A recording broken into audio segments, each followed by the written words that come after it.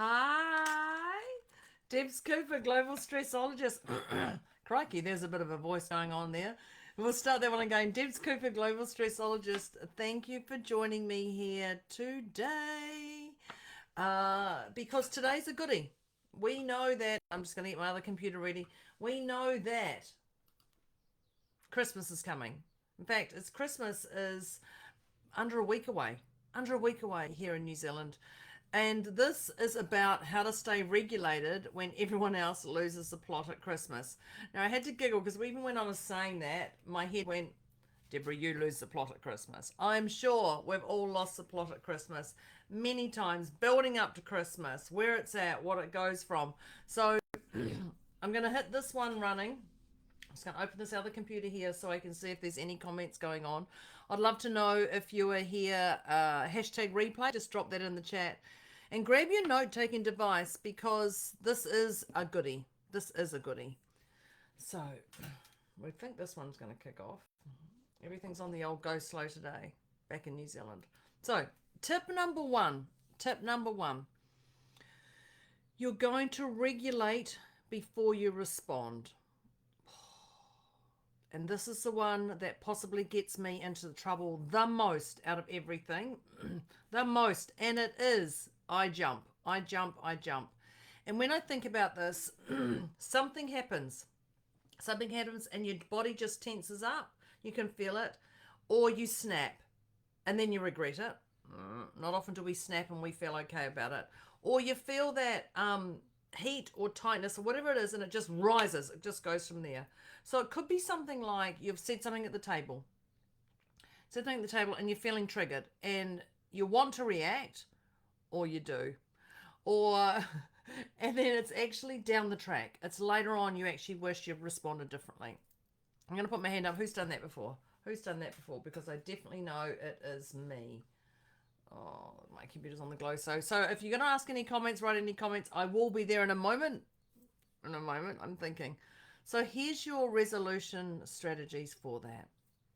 You're going to slow your breath before your mouth. You're going to slow your breath before your mouth. When you feel that tension rise, you're just going to pause and you're just going to slow it down. And if your feet are a bit edgy, you're going to feel your feet on the floor. And when I say feel your feet on the floor, if they're crossed, uncross them. Just get yourself back to that on the floor. And then when you get to that point, you're going to choose to respond over reaction. And when you respond, you're again going to speak from the heart. You've heard me say this all year. You're going to respond and you're going to respond from the heart. Because when you're responding from the heart, people hear it differently than when you're responding from the head, because sometimes this is fired up. The next one, just pardon me as I get this going, because technology is my friend this Christmas, this festive season. You're actually going to name it. And when I say name it, you're going to name what's actually yours, because as we know, it may not be yours. So sometimes you're doing something and the mood just shifts. You can feel the mood shift suddenly and you're like, ooh, or you feel drained around certain people. Okay. The other one is you can take responsibility for other people's emotions. Yeah. So you can arrive calm to someone else's stress, and within minutes, you can feel anxious. Even though nothing's happened to you, you just start feeling up. So what you're going to do here is, the key is you're going to ask yourself, is this mine? Is this mine, or am I taking theirs and rubbing myself all over it? Am I taking theirs and rubbing myself all over it? Or the other one you're going to do is you're going to mentally return what isn't yours. So by mentally returning what isn't yours, you're going to go, that's not mine, that's yours. That's not mine, that's yours. That's just a story. That's a story you have. It's not yours. And, I think about the store people this year. People are just going crazy. Beauticians, hairdressers, they just get the whole money. Oh, it's too much. I mean, I get it, but it's a little bit different for me. So think about this. Just make sure you protect yourself, because you're going to mentally return what isn't yours. And you're going to remember that regulation. And when I think about regulation is an inside job. So it's all down to you. The third one is, Oh, look, we've got some comments on here. Okay, fantastic. Hi, Shari, and hi, Karsten. Just going to see how this kicks off for me. The next one is you're going to create invisible boundaries. Even that word, I think about that boundary word, that tense. And so things that can happen to you is you over-explain. You start over-explaining on things, or you say yes and then feel resentful. Who's done that? Who said yes and then actually suddenly resented saying yes? Or you even feel guilty for wanting space. Yeah. So this is another one. It goes down to that people-pleasing area. So you stay longer than you want. You stay longer than you want because you don't want to disappoint others, and you end up leaving exhausted. Who's done that? Who's stayed up to please other people? Yeah. Yep. So the resolution for this is you're going to decide your limits before you arrive. If you make yourself a set structure and a clarity before you arrive, you know where your boundaries are. And boundaries don't often just mean words. It's energy. It's what you're putting into you. So it's not just necessarily words. It's those things around you as well. And you're going to have the word certainty, because when you have certainty in what you're wanting to deliver, when you have certainty in what you want to deliver, that actually protects your serenity, your peace, your spark. The next one I'm going to say is, okay, fabulous, we've got that working. Next one I'm going to say is don't take anything personally or life seriously. No matter what's going on in your world, don't. So what can happen is you can internalize comments. You can assume that something's in there and it's a meaning that's got nothing to do with what you're thinking, but we do. Yeah, I did that the other day. Very funny. And so it can be things like someone's behavior triggers you. And I think about someone's behavior triggers you, even though it reflects their world, not yours. It's them, not you. It's them, not you. And what you're going to do is you're going to see their behavior as information. You're just going to alert yourself and watch them and just go, okay, yep, I can see that. I can see that information. And you're going to actually identify yourself. You're going to separate your identity from the actions, because when you can separate the identity from your actions, it actually allows you to separate. And this is where you want to move forward, and you can leave this part here. And that allows you to lighten your emotional load. That allows you to lighten your emotional load. The next one I'm going to give you is there's presence and performance, and you're going to choose presence over performance. So it could be things like you feel pressure to make it perfect. I mean, I know everything has to be perfect. Christmas for so many people. And it actually means your focus is how it looks, not actually what sits in your heart. And because of that, you can actually feel disconnected. So you can have a beautiful event, you can host something, but you actually feel empty because it felt like you're performing, not participating. And Christmas, we would like you to participate, not perform. I'm sure. So you're going to release the image of what it's supposed to look like that other people are thinking. You're going to choose one moment to be fully in. Whatever that is, it's going to be fully present, and this is it. I'm giving my all. This is what I'm doing. Because you can't do that all day, by the way. That's just unheard of. And you're going to remember that your presence creates that connection. Being there creates that connection. People come to you to talk to you because it's you. They don't come to you because you're so-and-so's partner or you have this, and this. They come to you because it's you. The next tip I'm going to give you is to choose your role consciously. What can happen is you can end up jumping into fix-it mode. When I think about fix-it mode, the fix-it, peacemaker, the organizer, and you play the same role every year. And what happens is you start to feel responsible for them. So you can manage emotions and logistics and harmony just without being asked. But you actually walk away and feel like a leech has sucked all your blood out of you. And you're feeling depleted. So I want you to think before you go in there, you're going to ask yourself, what role am I choosing today? Pretty simple. What role am I choosing today? This is what I'm doing. And you're allowed to change it. It is not set in concrete. It is not set in concrete. Okay, just again. And just know that the old you is no longer the new you. I guarantee we are all very, very, very different from last year. I know I'm a different person. I know my family, my clients are completely different from what was last year. So just know that we move, and old roles are not obligations. Who you were are not obligations. And yesterday when I was sitting at the airport, I was scrolling on, actually I wasn't at the airport, I was actually on the plane. And I was scrolling through social media and there was a person who just aired all the laundry in public. And personally I went, oh, but it allowed me to go, that's a great point, because this is a time.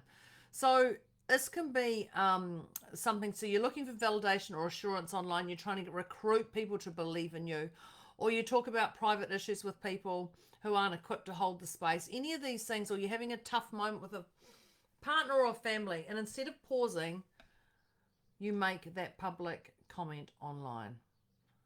I'm hurt, I'm unsupported, I'm peeved off at them, I'm going to name and shame them, da da da.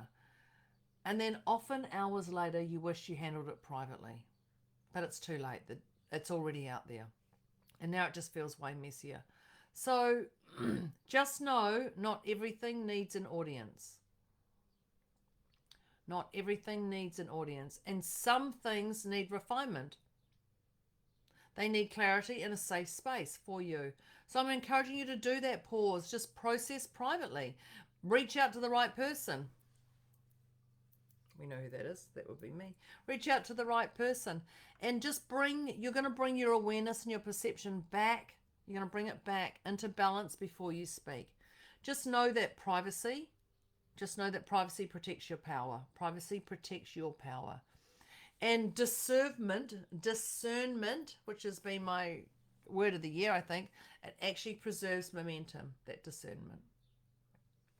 Now, the next tip, I know we're racing along here. I know the next strategy I'm going to give you is alcohol. And I'm going to say alcohol or substances, and let's just cut it out, and especially when you're not in that aligned state. And that aligned state is where you want to be and go. So you drink to calm down, you drink to numb it out, you drink to escape, you drink, I'm going to say drink, but it is any substance. You drink whatever it is, and you're going to take that edge off. This is a time that can escalate. So you just know that if I say alcohol, it's any substance. That alcohol actually amplifies your emotions that you're already struggling with. Because how many times have you gone and drunk something or done something when you haven't been in a great mood? And how has that bit you? Yeah. So even when you're feeling behind or overwhelmed or any of those things, and you just have that old drink to relax, but what happens is those emotions that you're going on, because they haven't been aligned and centered and poised, they're going to intensify. So you can say something you don't mean, and these are the things that, I know sticks and stones will break my bones, but these are the things that stick with some people. So I want you to know, never regulate from a substance. Regulate from awareness. Never regulate from a substance, regulate from awareness. And when you come back to that place, you can do breath work, you can go for a walk, you can have some quiet space, you can have a gratitude reframe, you can do a glitter bomb action, and you can do any of those things before reaching for alcohol. Just know that the substances remove your clarity. And clarity is what dissolves the feeling of being behind. Clarity is what dissolves the feeling of being behind. Now, I've only got a couple more people, the little post-it notes here. You know what I'm going to say, the old glitter bomb. And this is more and more and more and more and more. Do what lights you up. So when I think about this, you can abandon your joy to keep others comfortable. Yeah, we know that one. And so what you can do is you can skip stuff that actually lights you up, and they give you a kick within you, or a light shield within you, but you're actually putting other people before you. So when you think about this, I want you to think about one thing that lights you up, one thing that fuels you, and do it. Do it unapologetically. Whatever that is, do it unapologetically. And just know that your spark regulates your nervous system. Just know your spark regulates your nervous system. Ooh, yeah, I know. When I was thinking about these, I was thinking, oh, okay. I've just come back from Brisbane, and I had a whole lot of spark, but had to drive back through the night to come home. So there's always the pros and the cons for things. So the last one I'm actually going to give you is you are not alone. You are not alone. I'm here for you. I'm here for you. And so when you think about the resolution here, you're not holding it alone. So just know that the support here creates that safety net for you. I can help you co-regulate your nervous system. And you don't have to do this solo. I've been doing this for 20 years. This is part of my core. I love doing this. I will do whatever it can to shift you when you lean in. You don't have to do this on your own. Now, we are talking about losing the plot at Christmas. We are talking about losing the plot at Christmas. Your PEMS, physical, emotional, mental, and spiritual. If you are cranky, walk away. If your physical is out too much, if you've eaten too much, then make sure, if you know you're going to eat a lot, wear clothes that are comfortable. If you're emotional, if you've had an argument with your partner, be extra careful when you're there. Your mental, if you've heard something or seen something, and we've had a pretty intense week in Bondi, Australia, where we've had a shooting, and they don't have shootings in Australia. They're a bit like New Zealand. We don't have them like America do. And it's really intense people's emotions. So this is the emotional, and then the spiritual, when you feel you're lost your purpose and you're out of sync. Your PEMS, physical, emotional, mental, and spiritual. If they're out of sorts, you're going to go differently to your event. So what I want you to do is a very, very, very last tip is I'd love you to write yourself a gratitude note before you go and leave the house, before people come, to remind yourself that you are magnificent, to remind yourself that you are significant, to remind yourself that you are loved, to remind yourself that you are you this Christmas, because otherwise you will start taking on other people's stuff. Oh, hi, Son.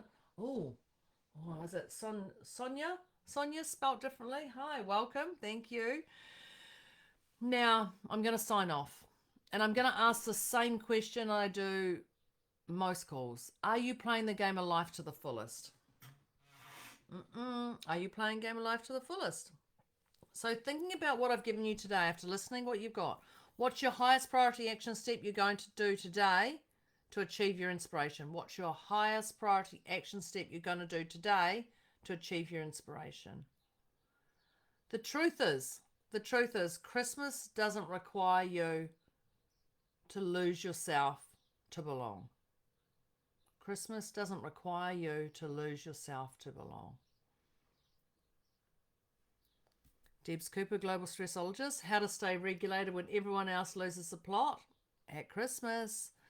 If you liked this, the next step is comment, share, let me know. Hook up with me, glitter bomb me. Come on, let's get some things moving, because 2026 for me is going to be a phenomenal year. And if you want to jump on the train, then jump on the train. I'm here for you. That is Debs Cooper, Global Stressologist, signing off. Thank you for joining me. I will see you next week when it's just about New Year. We would have survived Christmas. Thanks very much. I will talk to you and see you then. Have a fabulous day. Bye.